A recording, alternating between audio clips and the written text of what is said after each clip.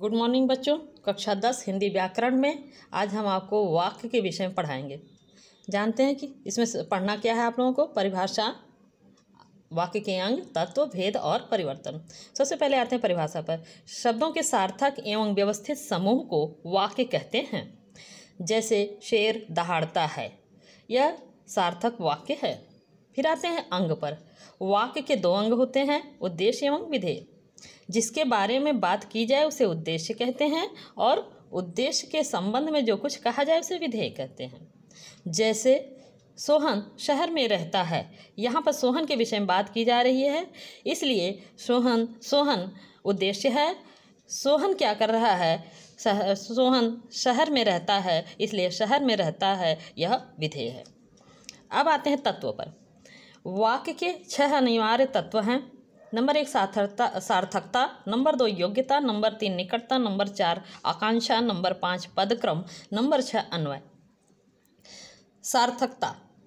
वाक्य में सार्थक पदों का ही प्रयोग होना चाहिए। हालांकि कभी कभार निरर्थक पदों का भी प्रयोग होता है, लेकिन निरर्थक पदों का प्रयोग इस प्रकार हो कि भाव स्पष्ट हो सके। जैसे तुम बहुत बकबक कर रहे हो, आशय यह है व्यर्थ में बोलना। यहाँ बकबक निरर्थक शब्द होते हुए भी आशय स्पष्ट करता है।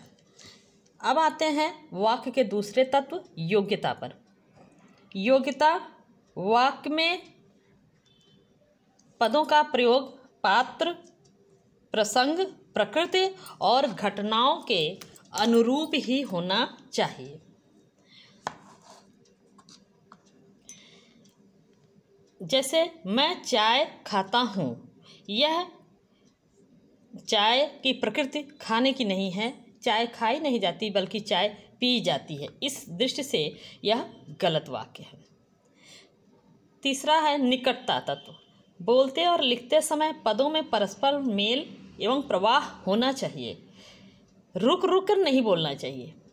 जैसे अगर हम बोलते हैं मैं घर जाऊंगा, तो ऐसे में अर्थ का पूरी तरह अपना भाव स्पष्ट नहीं कर, वाक्य अपनी पूरी तरह अपना भाव स्पष्ट नहीं कर पाता है। अब आते हैं चौथा तत्व है आकांक्षा। आकांक्षा का अर्थ है इच्छा। वाक्य अपने आप में संपूर्ण होना चाहिए। वाक्य में अधूरापन नहीं होना चाहिए। जैसे पत्र लिखता है, खाता है, यहाँ पर पत्र लिखता है में वाक्य अधूरा है, क्योंकि यहाँ कर्ता के विषय में जिज्ञासा बनी हुई है कि कर्ता कौन है। दूसरा वाक्य है खाता है। खाता है में यह स्पष्ट नहीं है यह खाता भोजन के लिए प्रयोग हुआ है या यह बैंक के अकाउंट के लिए प्रयोग हुआ है। अब आते हैं 5वां तत्व पदक्रम।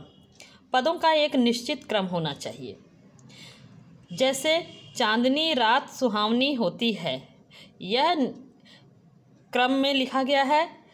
अगर हम इसे लिखेंगे रात सुहावनी होती है चांदनी, तो यह गलत क्रम होगा।